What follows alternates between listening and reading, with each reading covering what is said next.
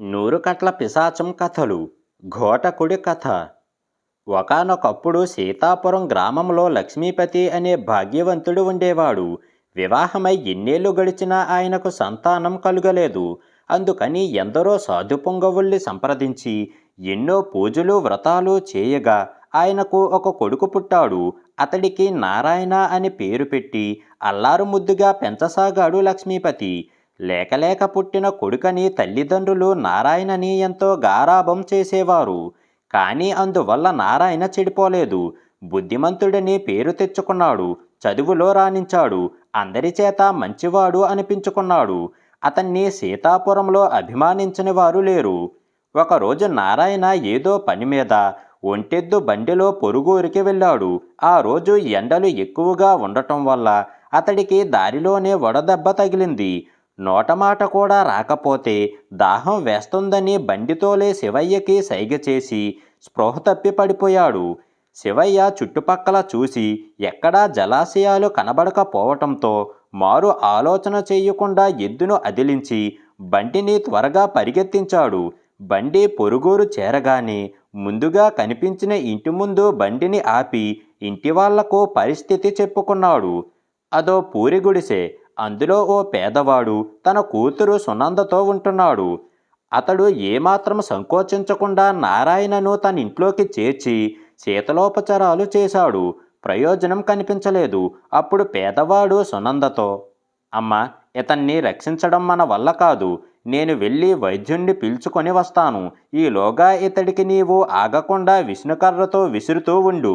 మధ్యలో ఇతడికి స్పృహ కనుక వచ్చి లేచి మంచినీళ్లు అడిగితే వెంటనే ఇవ్వు అని అన్నాడు. సునంద నారాయణకు విష్ణుకర్రతో విసరసాగింది. పేదవాడు శివయ్య వైద్యుడి కోసం వెళ్ళారు. వాళ్ళిద్దరూ వచ్చేలోగానే నారాయణకు స్పృహ వచ్చింది. దాహం దాహం అని అరిచాడు. వెంటనే సునంద మంచినీళ్లు తెచ్చిచ్చింది. నారాయణ వెంటనే నీళ్లు అందుకొని ఆబగా తాగేశాడు. దాహం తీరిన తర్వాత చుట్టూ చూస్తే తానెక్కడో కొత్త చోటికి వచ్చి కొత్త మనుషుల మధ్య ఉన్నట్లు గ్రహించిన నారాయణ సునందను చూసి ఆశ్చర్యపడి, నువ్వెవరు? నేనిక్కడికి ఎలా వచ్చాను అని అన్నాడు. సునంద అతడికి జరిగింది చెప్పింది. నేనెవరో తెలియకపోయినా నా కోసం శ్రమపడి నా ప్రాణాలు రక్షించిన నువ్వు చాలా మంచిదానివి అన్నాడు నారాయణ కృతజ్ఞతగా. నిన్ను రక్షించింది నేను కాదు, ముందు శివయ్య, తర్వాత మా నాన్న అన్నది సునంద. ఏమో, నీవు విసరగా వచ్చిన గాలితోనే నాకు మళ్ళీ స్పృహ వచ్చింది. నేను నిన్ను ప్రేమిస్తున్నాను. నువ్వు నన్ను పెళ్లి చేసుకుంటావా అన్నాడు నారాయణ వెంటనే. సునంద బదులిచ్చేలోగా పేదవాడు శివయ్య వైద్యుణ్ణి వెంటబెట్టుకొని వచ్చారు. వైద్యుడు నారాయణని పరీక్షించి, కంగారేం లేదు, మామూలు ఎండదెబ్బే తగిలింది. మీ శీతలోపచారాలకు ఇతడి ఆరోగ్యం చక్కబడింది అని పేదవాణ్ణి మెచ్చుకున్నాడు. తర్వాత ఆయన నారాయణకి మళ్ళీ ఎండదెబ్బ తగలకుండా మందులు ఇచ్చాడు. పేదవాడు ఆయనకు డబ్బు ఇవ్వబోతే నారాయణ వారించి తనే ఆయన అడిగిన డబ్బిచ్చి పంపేశాడు. నారాయణ పేదవాడికి కృతజ్ఞతలు చెప్పి, సునంద నాకు నచ్చింది. మీ ఇద్దరికీ ఇష్టమైతే నేనామెను పెళ్లి చేసుకుంటాను అని అన్నాడు. పేదవాడు కంగారుపడి, నువ్వు చాలా గొప్పవాడివి. ఈ పెళ్లికి నీ పెద్దవాళ్ళు ఒప్పుకోరు.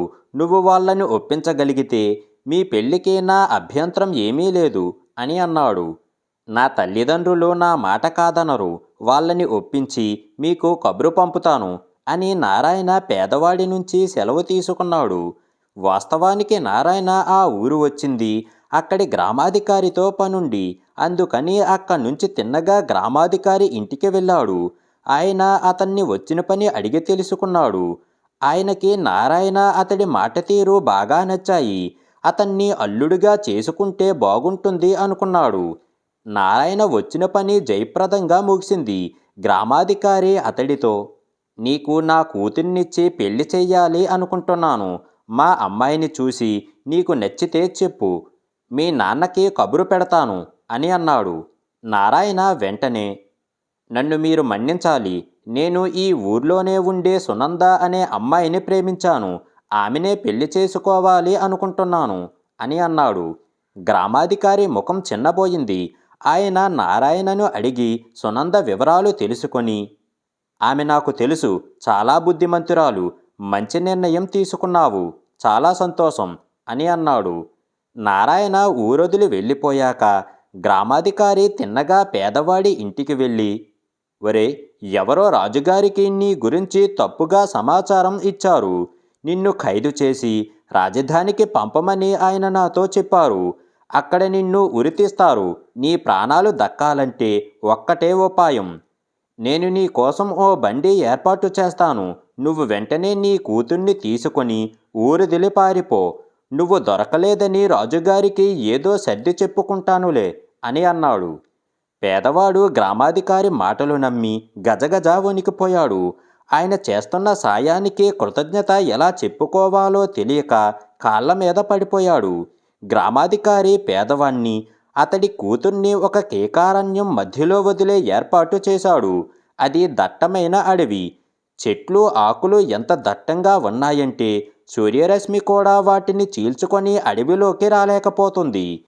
సునంద భయపడుతూ ఉంటే తండ్రి ధైర్యం చెబుతూ, భయపడకు, మనం కష్టపడి బ్రతికే వాళ్ళం, ఎక్కడైనా ఉండగలం. నేనిక్కడే ఓ గుడిసె వేస్తాను. అడవిలో అన్ని రకాల ఫలాలు కందమూలాలు లభిస్తాయి. మనకిక్కడ ఏ లోటు ఉండదు. మంచి రోజుల కోసం ఎదురు చూస్తూ ఇక్కడే రోజులు గడుపుదాము అని అన్నాడు. ఆ మాటలింకా పూర్తి కాకుండానే వాళ్ళ ముందు ఒక బ్రహ్మరాక్షసుడు ప్రత్యక్షమయ్యాడు.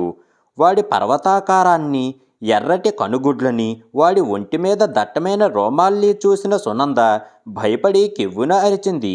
బ్రహ్మరాక్షసుడు వెంటనే తన రూపం మార్చుకొని మామూలు మనిషిలా మారాడు. వాడు ఆమెతో, సుందరి, భయపడకు, నేను ఈ చెట్టు మీదనే ఉండి ఇందాకటి నుంచి మిమ్మల్ని గమనిస్తున్నాను. నా పేరు ఘోటకుడు. నా వల్ల నీకు గాని నీ తండ్రికి గాని ఏ ప్రమాదము ఉండదు. ఈ ఘోరారణ్యంలో మీకు ఏ ప్రమాదము జరగకుండా కాపాడాలనే నేనిప్పుడు మీకు కనిపించాను. నేను మీ స్నేహితుణ్ణని నమ్మండి అని అన్నాడు. ఘోటకుడు అన్న మాట నిలబెట్టుకున్నాడు. వాడా అరణ్యంలో వాళ్ళ కోసం రహస్యమైన భవనం సృష్టించాడు. అందులో దాసదాసి జనాన్ని సృష్టించాడు. దాంతో పేదవాడి జాతకం మారిపోయింది. అంతకాలం మనుషుల మధ్య ఉండి కూడా పొందలేని సుఖాలన్నీ ఆ తండ్రి కూతుర్లు ఆ కేకారణ్యం మధ్యలో అనుభవించసాగారు. అలా కొన్నాళ్ళు గడిచాయి. ఒక రోజున ఘోటకుడు పేదవాణ్ణి సమీపించి, అయ్యా, నాదో చిన్న మనవి.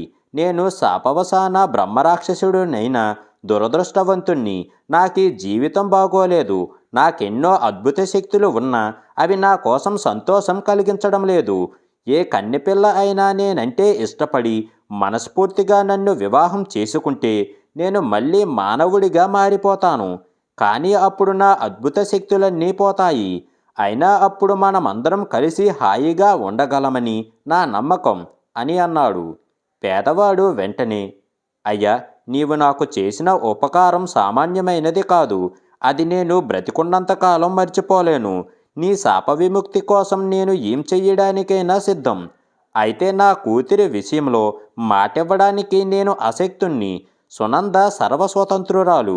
మీరిద్దరూ ఒకరంటే ఒకరు ఇష్టపడితేనే మీ పెళ్లి జరుగుతుంది అని అన్నాడు. ఘోటకుడు వెంటనే సునంద వైపు తిరిగి, నీ తండ్రి మన పెళ్లికి ఒప్పుకున్నాడు. మరి నన్ను పెళ్లి చేసుకోవడం నీకిష్టమేనా అని అన్నాడు. సునంద కాసేపు ఆలోచించి, రాక్షసోత్తమ, నిన్ను పెళ్లి చేసుకోవడానికి నేను సిద్ధమే. కానీ మనస్ఫూర్తిగా నిన్ను పెళ్లి చేసుకోవడం సాధ్యం కాదు. ఎందుకంటే నేను పేదరాలినని తెలిసి కూడా నారాయణ అనే యువకుడు నన్ను ప్రేమించి పెళ్లి చేసుకుంటానన్నాడు. అతడి రూపం, సంస్కారం నాకు నచ్చాయి. అతడిప్పుడు నన్ను మరిచిపోయి ఉంటే తప్ప మనస్ఫూర్తిగా నిన్ను వివాహం చేసుకోలేను అంటూ నారాయణ ఉదంతం వివరంగా చెప్పింది.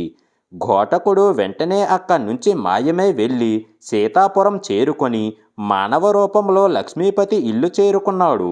అప్పుడు లక్ష్మీపతి ఇంట్లో అందరూ దిగాలుగా ఉన్నారు. విషయం ఏమిటంటే నారాయణ సునంద కోసం బెంగ పెట్టుకొని మంచం పట్టాడు. వైద్యుడిక పెదవి విరిచి, 2 రోజుల్లోగా సునంద మీ వాడి కంటబడితే సరే, లేకుంటే ఇతడి ప్రాణం మీద ఆశ వదులుకోవాల్సిందే అని అన్నాడు. ఘోటకుడికి అక్కడి పరిస్థితి సంతోషాన్ని కలిగించింది. అక్కడ 2 రోజులు ఉండి నారాయణ చావు కల్లారా చూసి అప్పుడు సునంద దగ్గరకు వెళ్ళాలనుకున్నాడు. నారాయణ చనిపోతే సునందకు తనను పెళ్లి చేసుకోవడానికి ఎలాంటి అభ్యంతరమూ ఉండదు మరి. 2 రోజులు ఊరికే ఏం చేస్తాడు? అందుకని ఘోటకుడు అదృశ్య రూపంలో ఎన్నో ఇళ్ళు తిరిగి అక్కడ ఉండే మనుషుల మాటలు వినసాగాడు. ఏ ఇంట్లో విన్నా నారాయణ మంచితనం గురించి. అందరూ అతని గుణగణాలు పొగుడుతూ అనుకోకుండా కనబడి మాయమైన సునందను నిందిస్తున్నారు. ఇది వినగానే ఘోటకుడికి సునంద మాయం కావడానికి కారణమైన గ్రామాధికారి గుర్తుకు వచ్చాడు. ఆయన ఆలోచనలు ఎలా ఉన్నాయో తెలుసుకోవాలని రాక్షసుడు గ్రామాధికారి ఇంటికి వెళితే అక్కడ ఊహించని దృశ్యం కళ్ళబడింది. గ్రామాధికారి కూతుర్ని తన ఇంట్లోనే ఓ గదిలో బంధించాడు.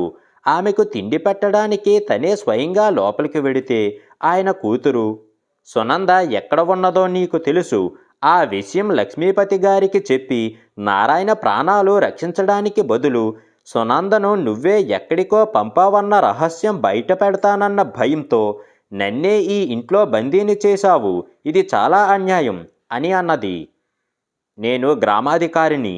న్యాయ అన్యాయాలు నీకంటే నాకు బాగా తెలుసు. ఇప్పుడు అసలు విషయం బయట పెడితే నా పరువేం కావాలి? ఆ నారాయణ ప్రాణాలు నా పరువు కంటే ఎక్కువేం కాదు అనేసి అక్కడి నుంచి వెళ్ళిపోయాడు. తండ్రి తలుపులు వేసుకొని పోగానే గ్రామాధికారి కూతురు తన వేలుకున్న వజ్రపు టొంగరం తీసి, దేవుడా, నా వల్ల నారాయణ ప్రాణాలు పోతున్నాయి. నేనీ వజ్రం మింగి నా ప్రాణాలు తీసుకుంటాను. నువ్వు నారాయణ ప్రాణాలు కాపాడు. ఇందువల్ల మా నాన్నకు బుద్ధి వచ్చి ఇక ముందైనా ఇలాంటి పాపపు పనులు చెయ్యడం మానుకుంటాడు అని దైవ ప్రార్థన చేసి ఉంగరాన్ని మృంగబోయింది. అప్పుడు ఘోటకుడు ఆమె ముందు ప్రత్యక్షమై, సుందరి, ఆగు అంటూ తన కథ చెప్పుకొని, నా స్వార్థం కోసం నారాయణ ప్రాణాల గురించి ఇంతకాలం ఉపేక్షించాను. జీవితాంతం బ్రహ్మరాక్షసుడిగా మిగిలిపోయినా బాధలేదు. 2 ప్రేమజీవుల్ని విడదీయలేను. నువ్వు నీ ప్రాణాలు తీసుకోకు. నారాయణను సునందను ఒకటి చేసే పూచీ నాది అని అన్నాడు. గ్రామాధికారి కూతురు ఆశ్చర్యంగా ఘోటకుణ్ణి చూసి, తన పరువు కోసం ఓ మనిషి ప్రాణాలు పోయినా పర్వాలేదు అనుకున్న మనిషి కంటే నిస్వార్థ త్యాగానికి పూనుకున్న నీవు బ్రహ్మరాక్షసుడివైనా ఎన్నో రెట్లు గొప్పవాడివి. నేను నిన్ను ప్రేమిస్తున్నాను. నీకిష్టమైతే మనం పెళ్లి చేసుకుందాము. ఇది నేను మనస్ఫూర్తిగా చెబుతున్నమాట అని అన్నది. ఆ విధంగా తన మానవత్వంతో ఓ బ్రహ్మరాక్షసుడు ఓ ప్రేమ జంటను కలిపి తన సమస్యను కూడా పరిష్కరించుకున్నాడు. వినయశీలుడు ఈ కథ పూర్తి చెయ్యగానే, ఈ కథలో గొప్ప సందేశం ఉంది. మనిషిని మించిన మానవత్వం, మనిషికి లేని అద్భుత శక్తులున్న బ్రహ్మరాక్షసుడు కోరుకునేది కూడా మానవ జన్మే. అయాచితంగా లభించిన మానవ జన్మకు మానవత్వం లేకపోతే వృధాయేగా. మనిషికి విలువ తెచ్చేది మానవత్వమని నాకు అర్థమయ్యేలా చెప్పడానికే కాబోలు ఈ వినయశీలుడికి ఇలాంటి కథలు చెప్పే అద్భుత శక్తి కలిగినట్లు ఉన్నది. వీటి వల్ల ప్రయోజనం పొందనప్పుడు ఇవి విని మాత్రం ప్రయోజనం ఏమిటి అని మనసులో మదనపడింది రాణి. మహారాణి ఆలోచనలు ఎలా ఉన్నప్పటికీ ఆమెకి కథ బాగా నచ్చింది. ఆమె కథని మెచ్చుకోగానే వినయశీలుణ్ణి ఆవహించిన 100 కట్ల పిశాచానికి మరో కట్టు విడిపోయింది. మర్నాడు వినోద ప్రదర్శనకు ముందు యథాప్రకారం కథ వినడానికి మళ్ళీ వచ్చింది మహారాణి. వినయశీలుణ్ణి ఆవహించి ఉన్న పిశాచం మరో కథ చెప్పడం ప్రారంభించింది. 100 కట్ల పిశాచం కథలు. తాళపత్ర మంత్రం. ఒకానొక గ్రామంలో సూరదాసు అనే యువకుడు ఉండేవాడు. అతడు తెలివైనవాడే కానీ బ్రతక నేర్చినవాడు కాదు. ప్రతిఫల ఆపేక్ష లేకుండా అడిగిన వాళ్ళందరికీ పనులు చేసి పెట్టేవాడు. అడగందే అమ్మైనా పెట్టదు కదా. ఒక్కరు కూడా అతడి అవసరాలేమిటో తెలుసుకొని ఏమీ ఇచ్చేవారు కాదు. ఇది సూరదాసు తల్లిదండ్రులకు బాధగా ఉండేది. ఒంట్లో శక్తి ఉన్నంతకాలం సూరదాసుకు కష్టం తెలియకుండా పెంచిన వాళ్ళు ఇప్పుడు వృద్ధాప్య భారంతో ఎక్కువ కష్టపడలేకపోతున్నారు. కొడుకు ప్రయోజకుడే డబ్బు సంపాదిస్తే అతడి చేతుల్లో సుఖపడాలి అనుకుంటున్నారు. కానీ అదెప్పుడో తెలియడం లేదు. సూరదాసుని ఒక దారిలో పెట్టడం తమ వల్ల కాదని గ్రహించిన తల్లిదండ్రులు వాడికి పెళ్లి చెయ్యాలని అనుకున్నారు. కానీ ఏ ఆధారమూ లేనివాడికి పిల్లని ఎవరిస్తారు? అందువల్ల 25 ఏళ్ళొచ్చినా సూరదాసుకు పెళ్లి కాలేదు. ఒకరోజు సూరదాసు తల్లికి పెద్ద జబ్బు చేసింది. తండ్రికి కదిలే శక్తి లేక నాయనా, వెంటనే వెళ్ళి వైద్యుణ్ణి పిలుచుకురా అన్నాడు కొడుకుతో. సూరదాసు వైద్యుణ్ణి పిలుచుకొని వచ్చాడు. వైద్యుడు సూరదాసు తల్లిని పరీక్షించి, ఇది సామాన్యులకు రావాల్సిన జబ్బు కాదు. నయం చెయ్యాలంటే బాగా ఖర్చవుతుంది. ముందుగా 50 వరహాలు తెచ్చిస్తే వైద్యం ప్రారంభిస్తాను అని వెళ్ళిపోయాడు. ఇంట్లో ఒక్క వరహా కూడా లేదని తండ్రి సూరదాసుకి చెప్పాడు. సూరదాసు తనకు తెలిసిన వారందరినీ సహాయం అడగటానికి వెళ్ళాడు. కానీ ఒక్కరు కూడా అతడికి సాయపడలేదు. ఎందుకంటే అంతవరకు అందరూ అతడి వల్ల అంతో ఇంతో ఉపకారం పొంది ఉన్నారు. అందుకు అతనెన్నడూ ప్రతిఫలం అడగలేదు. ఇప్పుడు డబ్బిస్తే ఊరికే ఇవ్వాలి తప్ప అప్పుగా ఇచ్చి తిరిగి తీర్చమనలేరు కదా.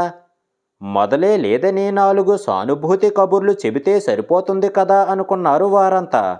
సూరదాసుకు ఆపుకోలేనంత దుఃఖం వచ్చింది. అతడికి తల్లి అంటే ఎంతో ఇష్టం. అయితే ఊళ్ళో వాళ్ళందరూ చెడ్డవాళ్ళని అతడు అనుకోలేదు. వాళ్ళు తనకులాగే ఎవ్వరికీ డబ్బు ఇవ్వలేని స్థితిలో ఉన్నారని నమ్మాడు. ఆ పరిస్థితిలో తల్లిని రక్షించుకునేందుకు ఏం చెయ్యాలి అని ఆలోచించాడు. ఇక ఒక్కటే దారి, అదే గజపతి దగ్గర అప్పు చేయడం. ఆ ఊళ్ళో పేరు మోసిన వడ్డీ వ్యాపారి గజపతి. ఆయనకు డబ్బు తప్ప బంధుమిత్రులు లేరు. దురాశ తప్ప దయా దాక్షిణ్యాలు లేవు. ప్రాణాల మీదకు వస్తే తప్ప గజపతి దగ్గరకు ఎవ్వరూ అప్పుకు వెళ్ళరు.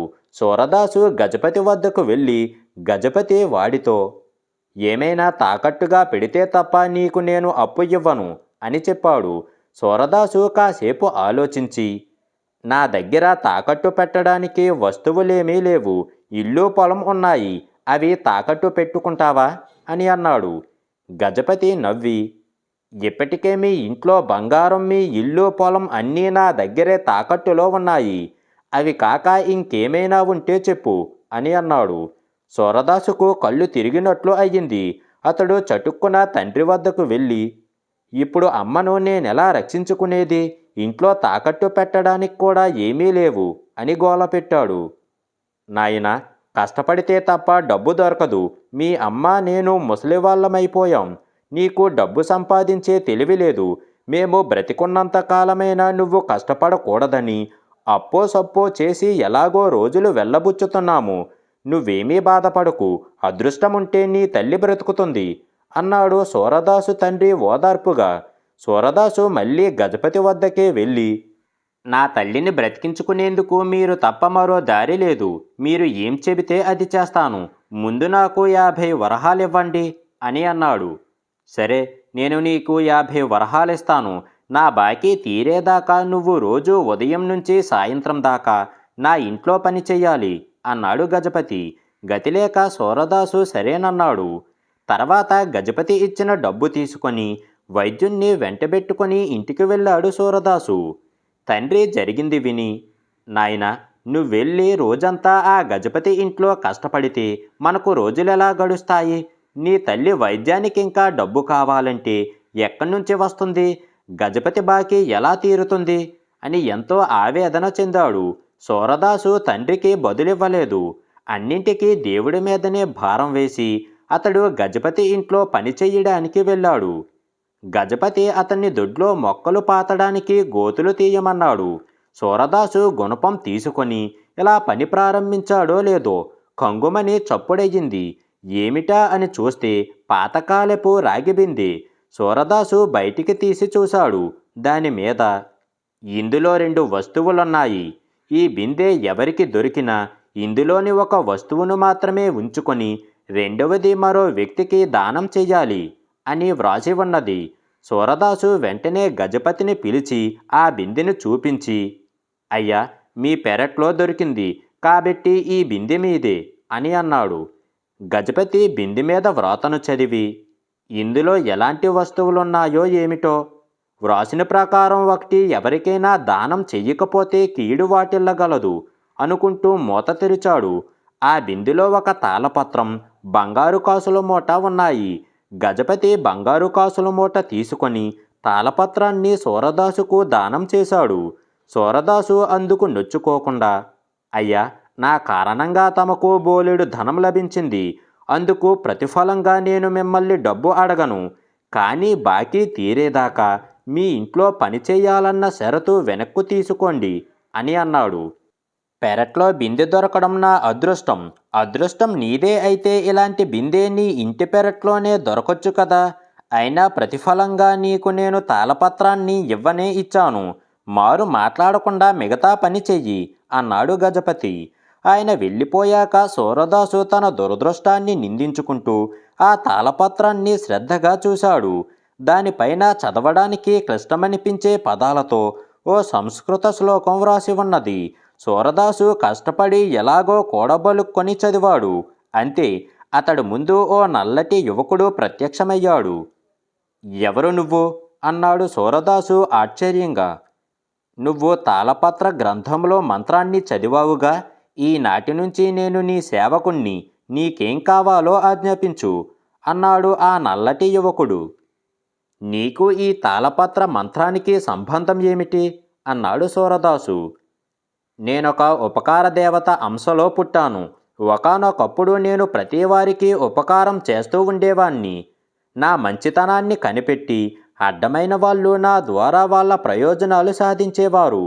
నా వల్ల మంచివారి కంటే చెడ్డవారికి స్వార్థపరులకు ఎక్కువగా ఉపకారం జరుగుతుందని తెలిసాక ఓ మహర్షి నన్ను తాళపత్ర మంత్రానికి నిబద్ధుణ్ణి చేసి ఈ రాగిబిందులో భూస్థాపితం చేశాడు. స్వార్థపరులు నా వల్ల ఆకర్షించబడకుండా ఉండటం కోసం బిందులో వేరే 1000 బంగారు కాసులు ఉంచాడు. ఒకసారి దానంగా పొందిన తర్వాత తాళపత్రం నిన్ను విడిచిపెట్టదు. నీ అంతటి నీవు వేరెవరికైనా దీన్ని ఇచ్చే వరకు నేను నిన్నంటి పెట్టుకునే ఉంటాను. అయితే తమకు తామై అడిగేదాకా తాళపత్ర మంత్రం గురించి నీవు ఎవ్వరికీ చెప్పకూడదు. ఈ తాళపత్రాన్ని ఎవ్వరికీ ఇవ్వకూడదు. ఇది నా కథ అన్నాడు ఆ నల్లటి యువకుడు. ఆ తర్వాత నుంచి సూరదాసు అదృష్టం తిరిగిపోయింది. సేవకుడు వాడి బాకీలన్నీ తీర్చేశాడు. ఇంట్లోకి అవసరమైన వస్తువులన్నీ చేరవేస్తున్నాడు. అతడి పొలం పనులు చేస్తూ ఉంటే సూరదాసుకు రెట్టింపు పంట వస్తుంది. సేవకుడు సూరదాసుకు ఎక్కడా ఒంటి మీద ఈగ వాలనివ్వకుండా కాపాడుతున్నాడు. ఇప్పుడు సూరదాసు వద్ద పెద్ద భవనం ఉన్నది. ఇంటి నిండా ధనరాశులు ఉన్నాయి. సేవకులు ఉన్నారు. అందువల్ల సూరదాసు తల్లిదండ్రులు ఎంతో సుఖపడుతున్నారు. కొన్నాళ్లకు సూరదాసుకు వివాహం కూడా అయ్యింది. వాడి భార్య సుగుణవతి ఇటు భర్తకు అటు అత్తమామలకు అనుకూలవతి. జీవితంలో ఇన్ని మార్పులొచ్చినా సూరదాసు పద్ధతిలో ఏ మార్పు లేదు. నలుగురికి సహాయపడ్డానికి అతడికిప్పుడు మరింత వీలు చిక్కింది. అయితే ఇదివరకటిలా కాక ఇప్పుడు అతడి నుంచి సాయం పొందిన వారు ప్రతిఫలం ఇస్తున్నారు. సూరదాసు జీవితంలో వచ్చిన మార్పును గజపతి గమనిస్తూనే ఉన్నాడు. తాను తాళపత్రాన్ని ఇచ్చాకనే అతడి జీవితంలో మంచి మార్పు వచ్చిందని ఆయనకు తెలుసు. కానీ అది ఎలా జరిగిందో ఆయనకు తెలియక చాలా కాలం సతమతమై చివరికి ఒక రోజున ఉండబట్టలేక సూరదాసుని పిలిచి వివరాలు అడిగాడు.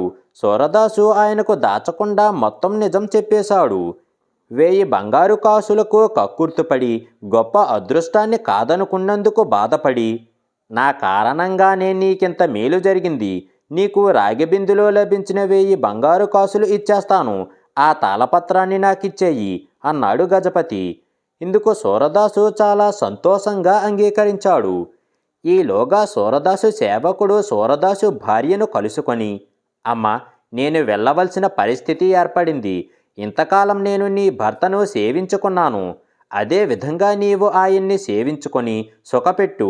నీ భర్తకు నేను లేని లోటు తెలియకూడదు అని అన్నాడు. సూరదాసు భార్య అందుకు సంతోషంగా ఒప్పుకొని, ఇంతకాలం విశ్రాంతి లేకుండా పనిచేశావు. నీకిప్పుడు విశ్రాంతి అవసరం కూడా అని అన్నది. ఈలోగా సూరదాసు గజపతి నుంచి 1000 వరహాలు తీసుకొని తాళపత్రాన్ని అతడికి ఇచ్చి, ఎల్లకాలం ఈ పత్రం వల్ల నేనే ప్రయోజనం పొందాలనుకోవడం స్వార్థం అనిపించుకుంటుంది. అందుకే అడగ్గానే మీకిది ఇచ్చేస్తున్నాను. మీరు కూడా కొంతకాలం దీన్ని ఉపయోగించుకొని వేరెవరికైనా దానం చెయ్యండి అని వెళ్ళిపోయాడు. గజపతి తాళపత్రం మీద వ్రాసి ఉన్న శ్లోకాన్ని చదవగానే ఆయన ముందు నల్లటి యువకుడు ప్రత్యక్షమై, నీవు నన్ను పిలిచి పెద్ద పొరపాటు చేశావు. ఈ రోజు నుంచి నీకు పెద్ద జబ్బు చేసి మంచాన పడతావు అని అన్నాడు. గజపతి తెల్లబోయి, నీవు ఉపకార దేవత అంశాన పుట్టినవాడివి, సూరదాసుకు ఉపకారం చేసినవాడివి, నాకెందుకు అపకారం చేస్తావు అని అన్నాడు. దానికి ఆ నల్లటి యువకుడు, తాళపత్ర మంత్రానికి నిబద్ధుణ్ణి కానంత కాలం నీకు అడ్డమైన వాళ్ళకి సాయపడగలిగేవాణ్ణి. ఇప్పుడు మాత్రం నా యజమానిలో ఉన్న ఓ మంచి విశేషాన్ని గ్రహించి దాని ఆధారంగా మాత్రమే సేవలు చెయ్యగలను. సూరదాసులోని మంచి విశేషం ఉపకార బుద్ధి. నేనతడి ఉపకార బుద్ధిని అతడికి ప్రయోజనకరంగా మార్చేవాణ్ణి. మరి నీలో ఉపకార బుద్ధి బొత్తిగా లేదు. నీలో ఉన్న మంచి విశేషమల్లా ఆరోగ్యం ఒక్కటే. నీ దగ్గర నుంచి నేను అదే తీసుకొని నిన్ను సేవించుకుంటాను అన్నాడు ఆ నల్లటి యువకుడు. గజపతి తెల్లబోయాడు. నా ఆరోగ్యం జోలికి రాకు, ఈ తాళపత్రాన్ని తిరిగి సూరదాసుకే ఇచ్చేస్తాను అన్నాడు భయంగా. సూరదాసుకి ఇప్పుడు నా అవసరం లేదు. ఎవరైనా అడిగితే తప్ప నువ్వు తాళపత్రాన్ని దానం చెయ్యకూడదు అన్నాడు నల్లటి యువకుడు. అయితే నేను అనారోగ్యానికి గురికాక తప్పదా? ఇందుకు వేరే ఉపాయం లేదా అన్నాడు గజపతి ఏడుపు కంఠంతో.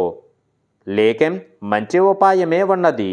నువ్వు మళ్ళీ ఈ తాళపత్రాన్ని 1000 బంగారు కాసులు కలిపి రాగి బిందులో ఉంచి భూస్థాపితం చెయ్యి. నీకు ఎలాంటి ఇబ్బంది ఉండదు అన్నాడు నల్లటి యువకుడు. గజపతి బ్రతుకుజీవుడా అనుకుంటూ ఆ యువకుడు చెప్పినట్లే చేసి తన ఆరోగ్యాన్ని కాపాడుకున్నాడు. వినయశీలుడు ఈ కథ పూర్తి చెయ్యగానే, ఈ కథలో గొప్ప సందేశమున్నది. అద్భుత శక్తులు సోమరపోతులకి, స్వార్థపరులకి, దుష్టులకి సహాయపడవు. ఉపకార బుద్ధి, మంచితనం ఉన్నవాళ్ళు అద్భుత శక్తుల మీద ఆధారపడాలి అనుకోరు. మనిషికి మంచి గుణాల వల్ల కలిగే ప్రయోజనాన్ని నాకు అర్థమయ్యేలా చెప్పడానికే కాబోలు ఈ వినయశీలుడికి ఇలాంటి కథలు చెప్పే అద్భుత శక్తి కలిగినట్లు ఉన్నది. నేనిక ప్రయోజనం పొందే విషయమే ఆలోచించాలి అని మనసులో మదనపడింది రాణి. మహారాణి ఆలోచనలు ఎలా ఉన్నప్పటికీ ఆమెకి కథ బాగా నచ్చింది. ఆమె కథని మెచ్చుకోగానే వినయశీలుణ్ణి ఆవహించిన 100 కట్ల పిశాచానికి మరో కట్టు విడిపోయింది. మర్నాడు వినోద ప్రదర్శనకు ముందు యథాప్రకారం కథ వినడానికి మళ్ళీ వచ్చింది మహారాణి. వినయశీలుణ్ణి ఆవహించి ఉన్న పిశాచం మరో కథ చెప్పడం ప్రారంభించింది.